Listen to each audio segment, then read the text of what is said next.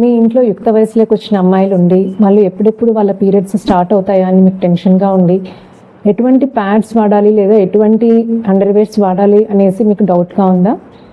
Hi, this is doctor Samatha Kiranmayi, consultant obstetrician and gynaecologist, Mahavir hospital. మనం ఎన్నో సంవత్సరాల నుంచి ఈ ప్రోడక్ట్స్ వాడుతూ ఉన్నాము, కానీ మన పిల్లల విషయానికి వచ్చే వరకు మాత్రము ఇది సేఫా కాదా అనేసి మాత్రం ఆలోచిస్తాం. So let us know what are the different types of sanitary wear. So first most commonly use వచ్చేది అనమాట శానిటరీ ప్యాడ్స్. సో ఈ శానిటరీ ప్యాడ్స్ చాలా డిఫరెంట్ సైజెస్లో వస్తాయి and they are useful for early teenagers. Like అప్పుడే period start అయిన వాళ్ళకి, school going చిల్డ్రన్కి ఇవి బాగా యూజ్ అవుతాయి. And wear time is 4 to 6 hours. And ఎక్కువ గంటలు మనం ఒకటే ప్యాడ్ని పెట్టుకుంటే మాత్రము రిస్క్ ఆఫ్ ఇన్ఫెక్షన్ ఉంటుంది. సెకండ్ వన్ వచ్చేసి ట్యాంపన్స్. ట్యాంపన్స్ అంటే ఒక చిన్న కాటన్ బడ్ లాగా ఉంటుందన్నమాట, కానీ ఇది మనము వజనలోకి ఇన్సర్ట్ చేయాల్సి వస్తుంది.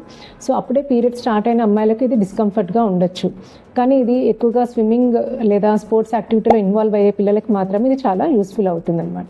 ఎందుకంటే ఇది మనకి బయట అండర్వేర్ నుంచి ప్యాడ్ లాగా కనిపించదు. కానీ అది ఒకవేళ మనము మర్చిపోయితే మాత్రము చాలా రోజుల తర్వాత అది ఇన్ఫెక్షన్కి దారితీస్తుంది. థర్డ్ వన్ వచ్చేసి మెన్స్ట్రల్ కప్. ఇది ఒక సిలికాన్ కప్.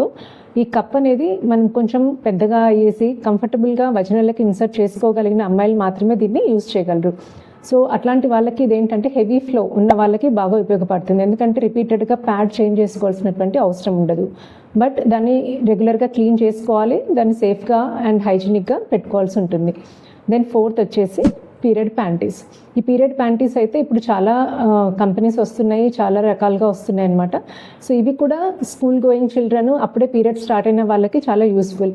బట్ ఇవి కూడా మనము ఎక్కువ గంటలు వాటిని వేసుకోవడానికి ఉండదు. వాటిని రెగ్యులర్గా మనం వాష్ చేసుకొని మనం దాన్ని పూర్తిగా డ్రై అయిన తర్వాతనే మళ్ళీ రీయూజ్ చేయాలి. లాస్ట్ వచ్చేసి క్లాత్. ఈ క్లాత్ అనేది చాలా సంవత్సరాలుగా మన వాళ్ళు వాడుతూ ఉన్నారు. ఇప్పుడు మళ్ళీ ఈకో ఫ్రెండ్లీగా మారి మళ్ళీ క్లాత్ వాడడం స్టార్ట్ చేస్తున్నారు. కానీ చిన్నపిల్లలకి ఇది ఉతకడము, దాన్ని మెయింటైన్ చేయడము రాని వాళ్ళకి మాత్రము ఇది చాలా డిఫికల్టీ. సో డెఫినెట్గా వాళ్ళకి పేరెంట్స్ సపోర్ట్ అయితే అవసరం పడుతుంది. So every girl is different. So మీ గర్ల్కి ఏది సేఫ్, హైజీనిక్గా ఏది యాక్సెసిబుల్ ఉంటే అది అలవాటు చేయండి. Thanks for watching.